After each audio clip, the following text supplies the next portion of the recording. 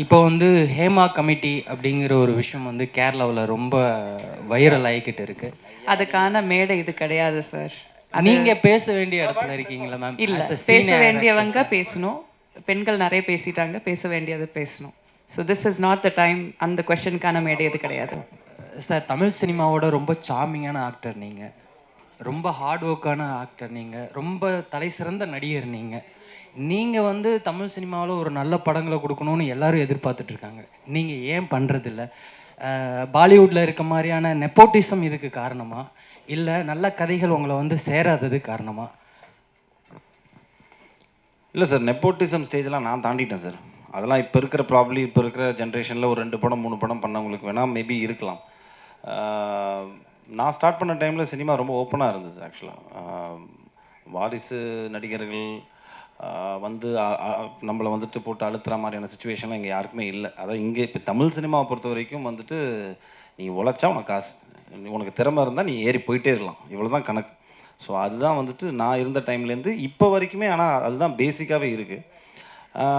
நான் இல்லை சார், சில சம்டைம்ஸ் என்ன ஆகுதுன்னா, ஒரு ஸ்டேஜுக்கு மேலே நம்மளே பிடிச்சி இழுத்து போக வேண்டியிருக்குல்ல. அப்படி இருக்கும்போது ஒரு சில நல்ல கதைகள் வருது, ஆனால் அதுக்கு வந்துட்டு சரியான தயாரிப்பாளர் அமைய மாட்டேங்குது. அந்த மாதிரி அந்த கரெக்டான டைமில் வந்துட்டு அந்த 3 டாட்ஸை கனெக்ட் பண்ணும்போது நம்மளுக்கு வந்துட்டு அடுத்த லெவல் போகிறதுக்கான ஒரு வாய்ப்பு கிடைக்கும். அந்த மாதிரி நடக்க மாட்டேங்குது. ஸோ எனக்கு என்ன வருதோ அதை நான் கரெக்டாக பண்ணி போயிட்டுருக்கிறனால தான் வந்துட்டு நீங்கள் சொல்கிற மாதிரி இந்த கேள்விக்கு வந்துட்டு நான் பதில் சொல்ல வேண்டியிருக்கு. என்னென்னா, ஏன் நீங்கள் அடுத்த லெவல் போகலங்கிறது உங்களோட கேள்வி. ஸோ அது காரணமே இதுதான். என்னென்னா, நம்மளுக்கு ஒரு விஷயம் இப்போ ஃபார் எக்ஸாம்பிள் எடுத்துக்கிட்டிங்கன்னா, நான் ஒரு 2 மாதம் முன்னாடி ஒரு எக்ஸ்ட்ராடனரி ஸ்கிரிப்ட் கேட்டேன். அந்த ஸ்கிரிப்டுக்கு வந்துட்டு ஒரு ப்ரொடியூசர் வந்துட்டு அந்த டைரக்டர் எடுத்துகிட்டு வந்தார். ஆனால் அந்த ப்ரொடியூசருடைய ஆப்ஷன் வேறு ஆர்டிஸ்ட்டாக இருக்குது. புரியுதுங்களா? ஸோ இப்போ இந்த இடத்துல நான் சண்டை போட வேண்டிய விஷயம் என்னன்னு பார்த்தீங்கன்னா வந்துட்டு, அந்த கதையை நான் எனக்கு பண்ணுறதுக்கு அந்த டேரக்டரையும் அந்த கதையும் தக்க வைக்கணும். அதுக்கு நான் என்ன பண்ணணும்? ஒன்று நான் ப்ரொடியூஸ் பண்ணணும், இல்லைனா எனக்கு தெரிஞ்ச யாரையா ஃப்ரெண்ட்ஸை கூப்பிட்டு ப்ரொடியூஸ் பண்ண வைக்கணும். அது முடியுமா? முடியாது. அப்போ அந்த கதை எங்கே போகும்? அடுத்த ஆர்டிஸ்ட்டுக்கு போய் அந்த படம் பெரிய வெற்றி அடையும் போது. ஸோ இப்படியே தான் போயிட்டுருக்கு. அது ஒரு மாதிரி செயினாக போயிட்டுருக்கிறதுனால தான் வந்துட்டு, ஸோ நம்மளுக்கு இருக்கிற விஷயத்த நம்ம அழகாக நம்மளை நம்பி வரவங்கள ரொம்ப அழகாக நம்ம வச்சு நம்ம அடுத்தடுத்த லெவல் போகிறதுக்கு முயற்சி பண்ணிகிட்டே இருக்கணும். அவ்வளோதான் சார். ஒன்றுமே பண்ணவே முடியாது.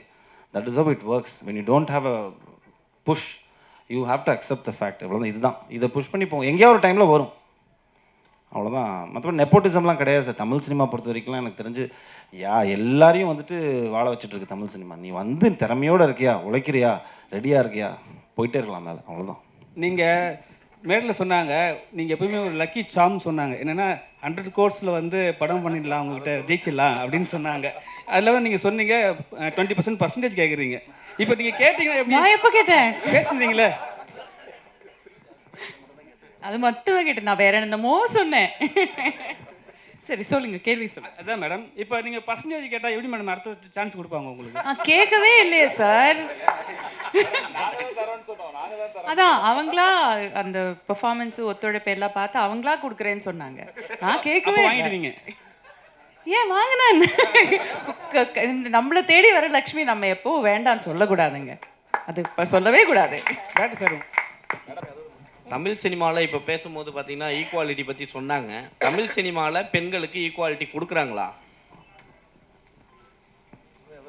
இந்த மேடை அதுக்கான ஒரு மேடையா? அது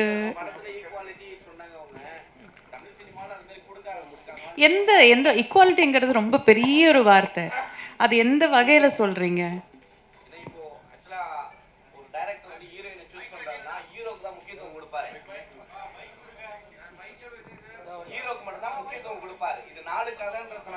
ஹீரோக்கு மட்டும்தான் முக்கியத்துவம் படத்தில் எப்பயுமே இருக்கும். ஸோ ஹீரோயினுக்கு அந்த போர்ஷன் மட்டும்தான் இருக்கும். அதை வச்சு கேட்குறேன்.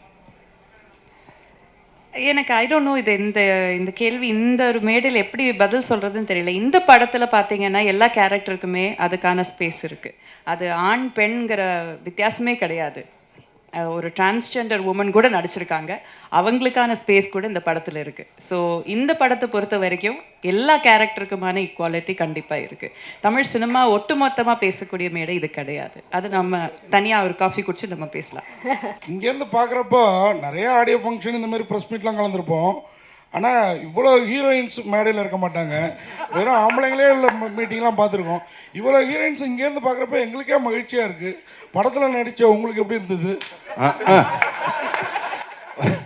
நடித்தது ஒரே ஒரு ஹீரோயினோடங்க. இது வந்துட்டு 4 கதை சேர்ந்த ஒரு படங்கிறனால 4 கதையோட மொத்த ஹீரோயினும் இங்கே இருக்காங்க. ஆனால் நான் நடித்தது அந்த ஒரே ஒரு ஹீரோயினோட தான், சினியோட தான் நடிச்சிருக்கேன் நான். ஆமாம், நான் இல்லை, இவங்களோட காம்பினேஷன் இருக்குது. அஞ்சலி அவங்களோட இருந்தது, பட் இவங்க மேடமோட இல்லை. மற்றபடி பவித்ரா லக்ஷ்மி அவங்களோட இல்லை. பட் ஆனால் இந்த கதை வந்துட்டு கொஞ்சம் விமன் எம்பவர்மெண்ட் நிறைய இருக்குது இந்த படத்தில். நிறையா விமனுக்கு நிறைய இம்பார்ட்டன்ஸ் இருக்குது இந்த படத்தில். ஸோ அந்த வரைக்கும் எனக்கு சந்தோஷம் தான். பட் நடித்தது ஒரு ஹீரோயினோட தான். அதே மாதிரி பரத் சார், உங்கள் இளமையோட ரகசியம் சொல்லுங்கள். ஏன்னா நான் வந்து 31 வருஷம் ஃபீல்டில் இருக்கேன், ஆனால் கிழவனாவே மாறிட்டேன். நீங்கள் 21 வருஷம் ஆனாலும் அப்படியே இருக்கீங்க, அது எப்படி? இல்லை சார், ரொம்ப ஹாப்பி. இங்கே சந்தோஷமாக வச்சுக்கிட்டாலே போதும் சார். நான் ரொம்ப பேராசை கிடையாது. சினிமாவில் நம்ம அடுத்த லெவல் போகணும்னு சொல்லிட்டு நிறைய யோசிக்கிறது கிடையாது. ஸோ ஆட்டோமேட்டிக்லி நீங்கள் வந்துட்டு இப்போ கண்டென்ட்டான ஒரு சொல்லுவாங்கள்ல, நம்மளுக்கு என்ன இருக்கோ அதை வச்சு நம்ம வந்துட்டு வாழ்க்கையை நடத்தினோம்னாலே ஸ்ட்ரெஸ்ஸுக்கு அதிகம் கம்மியாயிடும்.